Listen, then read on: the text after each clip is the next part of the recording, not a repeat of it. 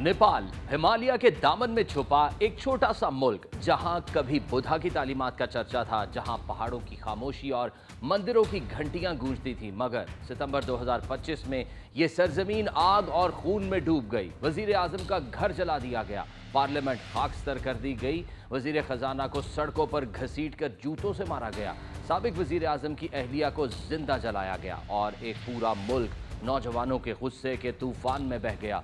ये बगावत थी, मगर किसी सियासी पार्टी की नहीं, ये बगावत थी एक पूरी नस्ल की।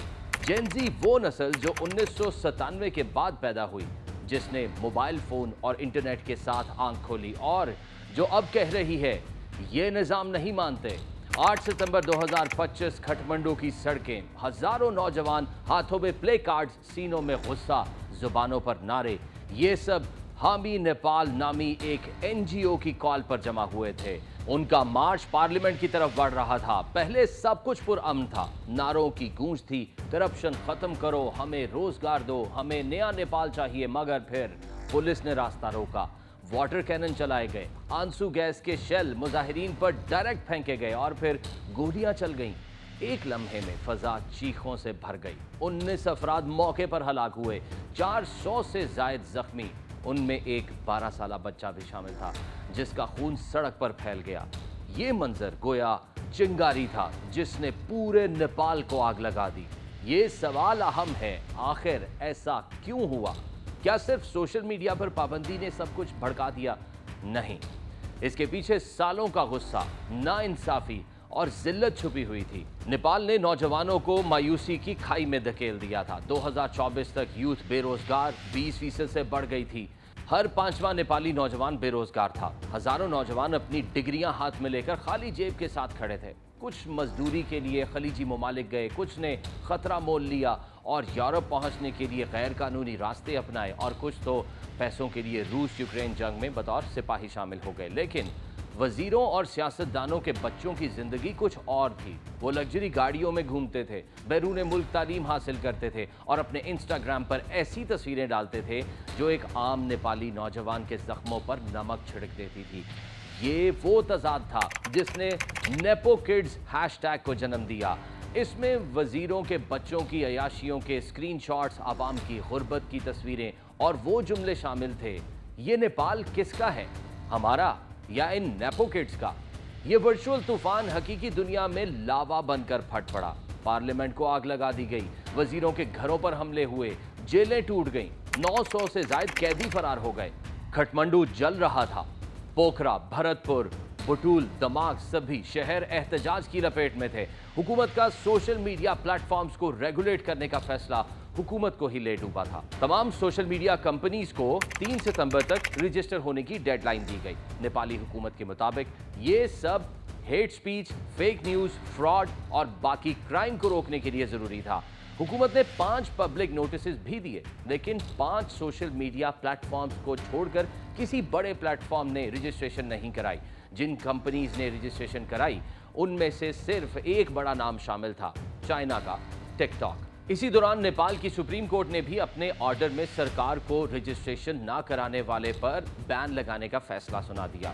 लेकिन ज्यादा सोशल मीडिया कंपनीज ने ऐसा नहीं किया और 26 सोशल मीडिया प्लेटफॉर्म्स बैन हो गए। Facebook, Instagram, WhatsApp, YouTube, Snapchat और एक्स जैसे लगभग सभी बड़े सोशल मीडिया प्लेटफॉर्म्स इसमें शामिल थे, एक्सेप्ट टिकटॉक के।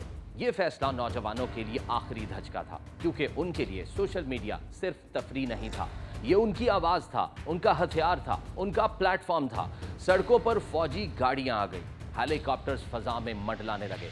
Army chief general Ashok Raj सगदल ने ऐलान किया, अगर अमन बहाल ना हुआ तो फौज बराह रास्त एक्शन लेगी। मगर अवाम ने पैगाम दे दिया, हम पीछे नहीं हटेंगे। 9 सितंबर को दबाव बढ़ा और बिल आखिर वजीर आजम के.पी. शर्मा ओली ने इस्तीफा दे दिया। लेकिन अवाम का एहतजाज जारी रहा, क्योंकि मसला सिर्फ वजीर आजम का नहीं था, मसला पूरे निज़ाम का था। वो निज़ाम जो सिर्फ मखसूस तबके के लिए काम कर रहा था।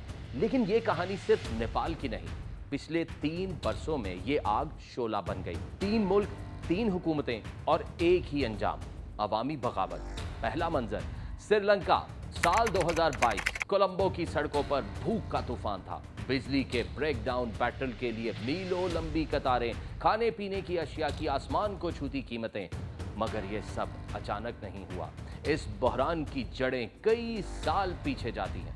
2019 में हुकूमत ने टैक्स में भारी कटौतियां की, जिससे कौमी आमदन जमीन बोस हो गई। इसी दौरान 2019 के ईस्टर बम धमाकों ने सियाहत को तबाह किया और फिर कोविड ने रही सही कमर तोड़ दी। डॉलर कम पड़ गए, कर्ज बढ़ता गया और 2022 तक ज़र मुबादला के ज़खायर खत्म हो गए। अवाम के पास खाने को कुछ नहीं था, बिजली जलाने को ईंधन नहीं था और जब भूख नाकाबिले बर्दाश्त हो गई, अवाम ने सदारती महल पर धावा बोल दिया। सदर राजा पाकशाह मुल्क छोड़कर भाग गए।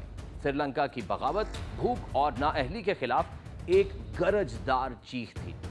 फिर मंजर बदलता है। बांग्लादेश, साल 2024, ढाका की सड़कों पर तलबा का सैलाब था। नारे एक ही थे, हम मेरिट चाहते हैं। ये एहतजाज उस वक्त शुरू हुआ जब अदालत ने पुराना कोटा सिस्टम दोबारा बहाल किया। सरकारी नौकरियों में 50% से ज्यादा आसामियां मखसूस गिरोहों के लिए मुख्तस हो गईं और आम नौजवानों के लिए रास्ते बंद हो गए।